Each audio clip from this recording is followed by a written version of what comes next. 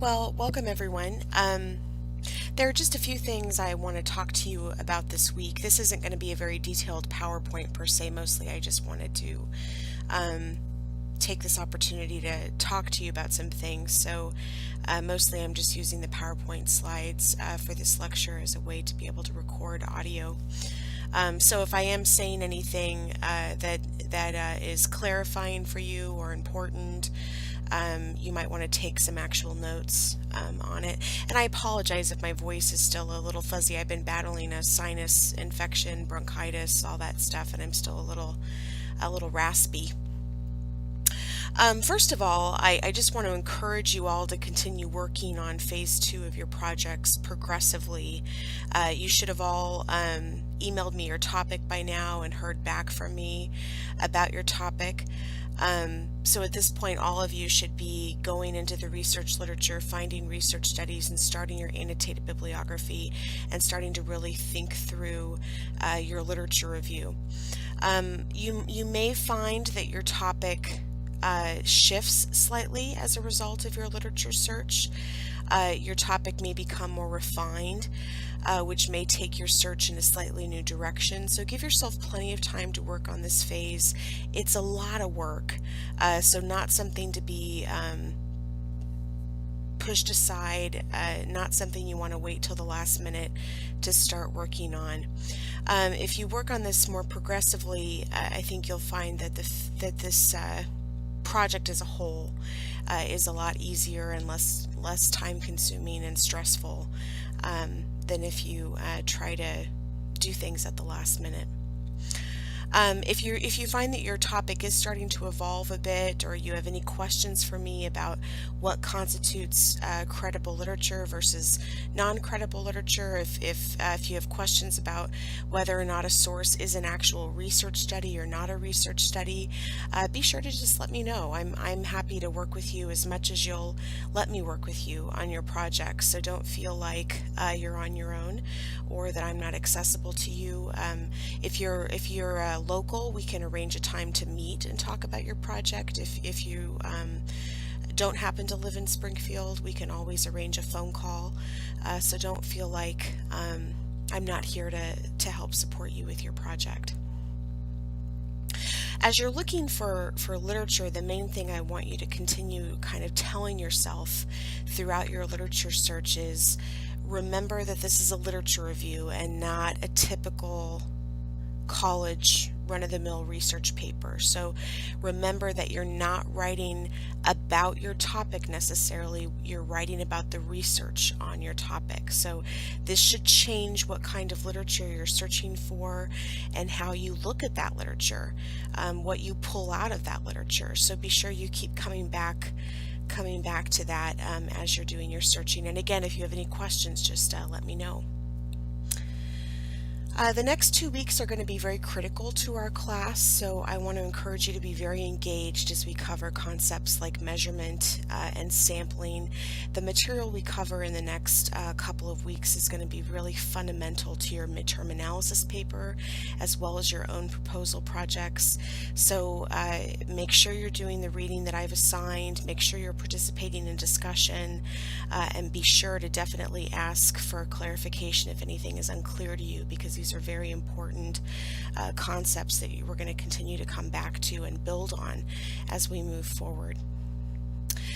So in this lecture, I want to talk to you a bit about conceptualization, and then I'll post a PowerPoint for you that goes over the levels of measurement as well as important terms related to measurement validity and reliability. But when it came to conceptualization, I really just wanted to actually talk with you a bit.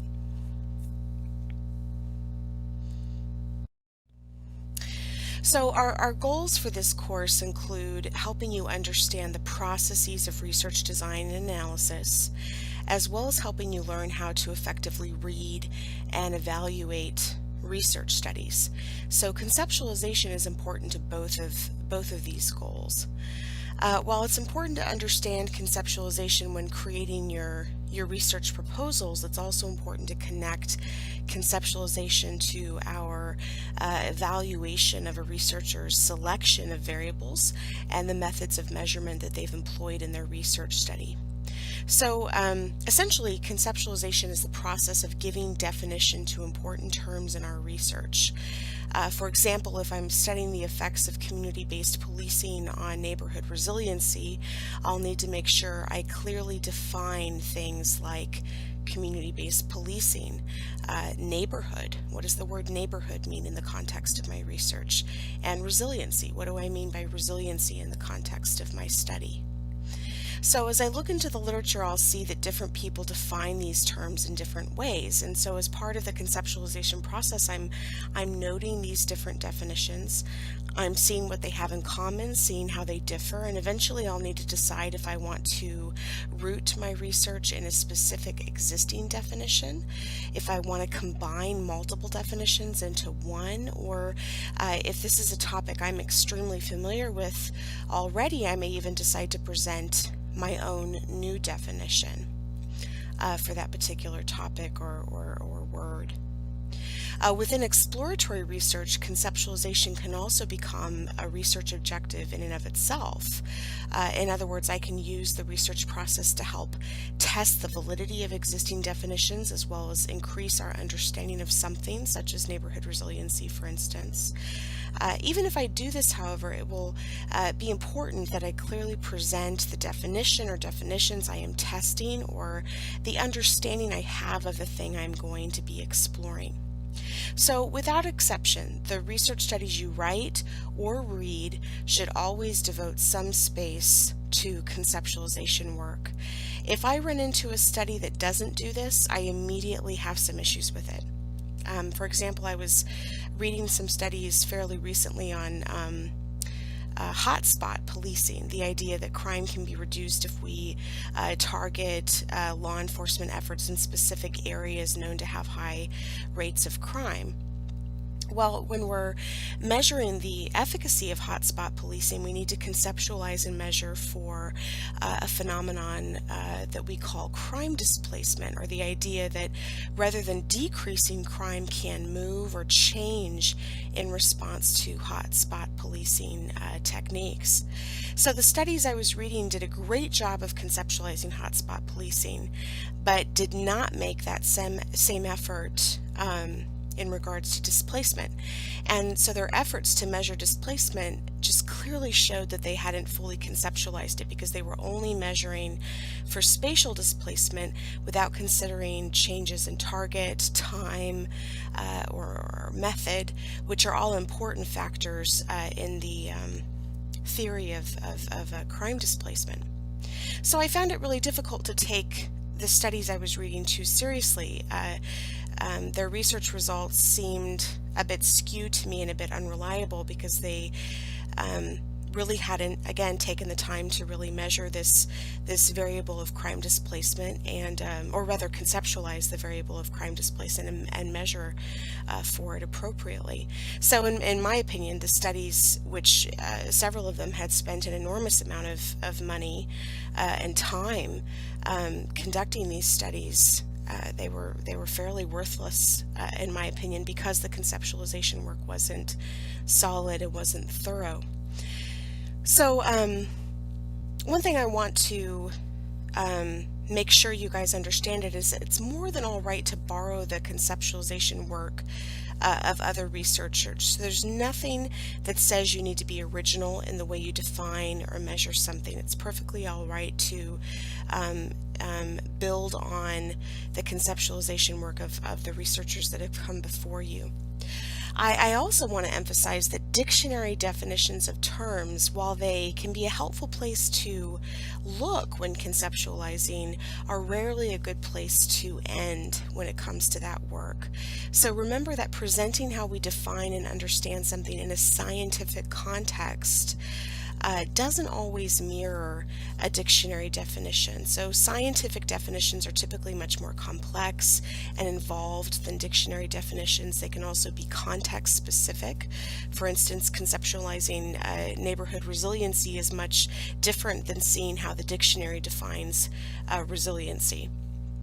If we return to the example I shared about crime displacement, if we look up the dictionary definition of displacement, that is very interesting. It's a lovely word, but conceptualizing crime displacement in the context of hotspot policing is much more complex. There are many factors involved, and in an article or a paper, I might devote a few good paragraphs to covering all of those factors and fully defining that term. Lastly, it's important when packaging your research into a paper or article to remember that you don't need to define every single variable or term that you use. A good rule of thumb is if the way you define something impacts how you've measured it, or the variable ends up being an important factor in your overall results, then you probably need to include your conceptualization work in your paper. And this is relevant to your own proposal projects. A lot of you may need to devote some space in your own research proposals to conceptualization work around important variables that you intend to measure with your proposed study. So, again, if I'm studying community-based policing and neighborhood resiliency and my method is a survey in which I ask for the gender of the respondents, well, gender is an interesting thing to conceptualize and I should give some thought into how I survey for it. But I don't really need to include a paragraph in my article about gender and how I've defined it in my study.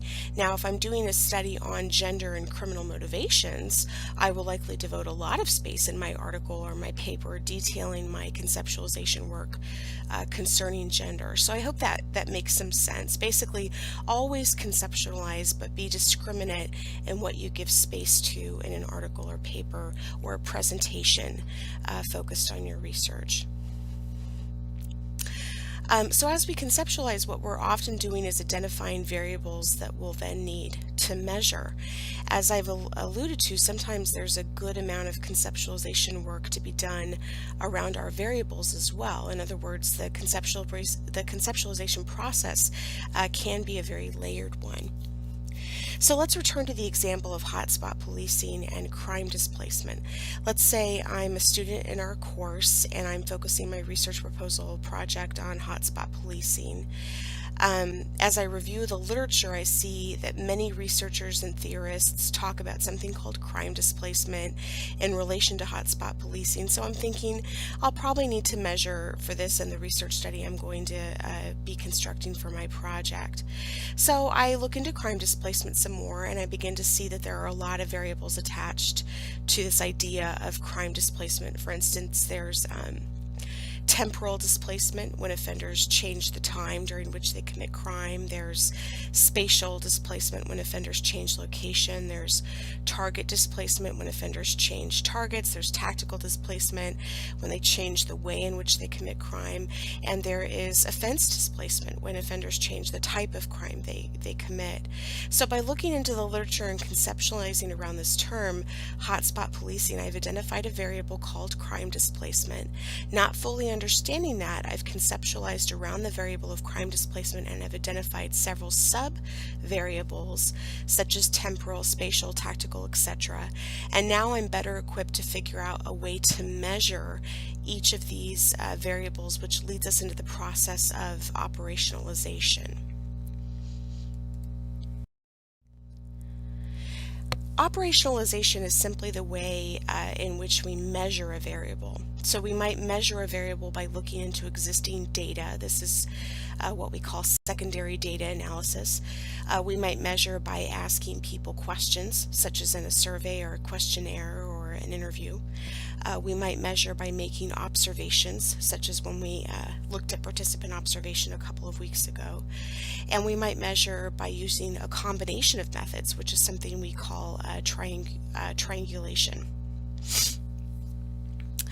Triangulation is something I want to talk a little bit about, especially when we're attempting to study perceptions and experiences. I personally feel it is important to use a mixture of methods as well as subjects when appropriate, and I'll talk more about that in a moment. Measurement in the social sciences can be difficult. Sometimes it's pretty messy, often it's inexact. Um, our point to ponder this week is a quote I love from Edwin Hubble. Eventually, we reach the dim boundary, the utmost limits of our telescopes, and there we measure shadows and search among ghostly errors of measurement for landmarks that are scarcely more substantial. Now, Hubble is talking here about deep space, but sometimes that's what the social sciences feels like to me. So I think this quote is a great example of social measuring. The landmarks are fuzzy, and the ways we measure are sometimes just as unclear. You could argue, I think, that they have to be. Now, there are some things in our field that we can measure quite precisely, very accurately, but in our field we do often hit that dim boundary, so to speak, where our telescopes or tape measures, rulers, our scales, they just stop working, and this is where measurement can become a real adventure. I think it's important to remind ourselves that the social sciences is not the keeper of creative measurement. It was creative for the Romans to invent the tape measure when they needed to measure their columns. It was beautifully creative when Archimedes found we could measure volume through displacement and the interaction of force and object and fluid. So measurement has always been a rather creative process, and in the social sciences we have the unique opportunity to continue discovering ways to measure social phenomenon. So it's really quite exciting when you think about it. But back to triangulation for just a moment. In my previous job before I started teaching, one of the programs I ran was for juvenile female offenders, and it involved a family dialogue process as well as a support group for the girls. So we were trying to not only improve family communication and relationships, but also strengthen girls through their own group process. In evaluating this program, I found I used a variety of methods, including pre and post surveys, which included both quantitative scales and open-ended questions. I used focused groups with the girls, questionnaires, artifact analysis of their art projects that they completed in their support groups, existing program data, all kinds of things. So by taking so many approaches to program evaluation, I found I had a clear idea of how the program was impacting the girls.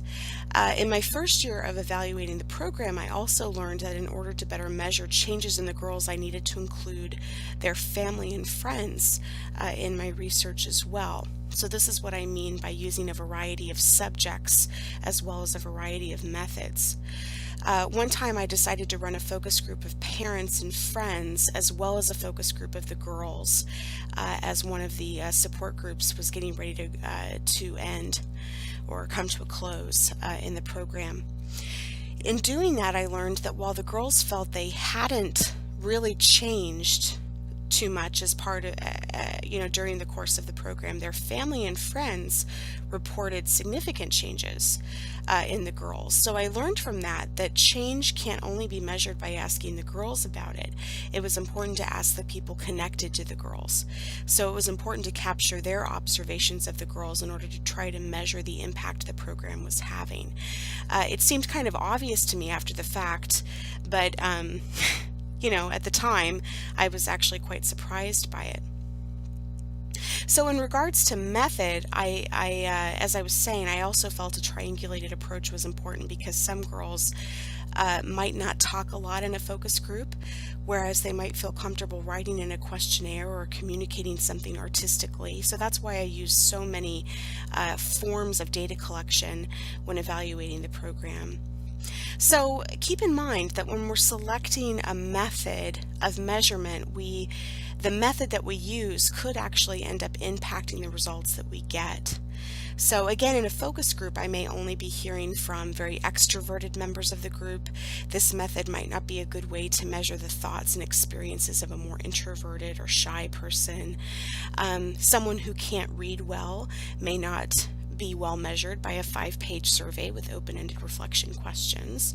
So depending on what we're studying, using a variety of methods can help the bigger picture begin to emerge for us. It can give us more data to analyze and work with. The only thing we need to consider here is not making the research process too cumbersome for participants. Outside of that, I think often the more data, the better. I also want to mention here that just because it's I apologize. I lost my train of thought. I also want to mention that just as though it's fine to borrow another researcher's conceptualization work, as I was saying earlier, it's also absolutely fine to borrow methods of measurement. So the more your operations are rooted in existing research, the better. For instance, in the program for juvenile female offenders that I was just discussing, one variable we needed to measure was self-efficacy. Well, rather than trying to devise my own way of measuring that variable, I just used the Schweitzer self-efficacy scale. This is an existing quantitative scale. It's prevalent in the literature. It's very well tested. So this is not only an empirically tested and reliable scale that I could be confident in using, but by using it, I was able to compare my findings to other research studies that had also employed that same scale. So sometimes we have to venture beyond that quote-unquote dim boundary on our own, but as much as possible, try to use the work of those who have come before you. Try to use empirically sound measures, and don't feel like you have to reinvent the wheel whenever you decide to attempt to measure something in our field. In fact, I think our research as a whole in our field gets a bit sloppier when we don't build off of one another. So, to wrap all of this up, I want you to remember that conceptualization process is not simply about defining a word, but understanding it fully within the social and scientific context you are studying, and that even though we conceptualize in part to identify variables, we also need to remember to understand and define our variables before determining how to measure them. Also, remember that methods are, in part, the way in which we measure our variables, and in our field we have a variety of ways in which we can do this. So it's important to consider who your subjects are when determining your research method or methods, as well as the variables you are trying to measure. In other words, when the Romans needed to measure columns, they found they couldn't use that same old stick. The stick had to bend. So consider what and who you are measuring when selecting your methodology. So that's about it. I'll just go ahead and wrap this up. I will post again a second lecture in PowerPoint form this week that just covers some basic terminology around levels of measurement, as well as some information on evaluating measures, measurement validity, as well as reliability, which will be a new concept for us this week. Again, if you have any questions about the material this week, just to go ahead and email me or post something in the Ask Your Instructor forum on the discussion board. Again, I just want to reiterate that this week and next week, when we're covering sampling, these are really important weeks for us, so definitely be sure to be engaged and ask questions if you aren't quite understanding anything that we're covering. Okay, I hope you all have a good week.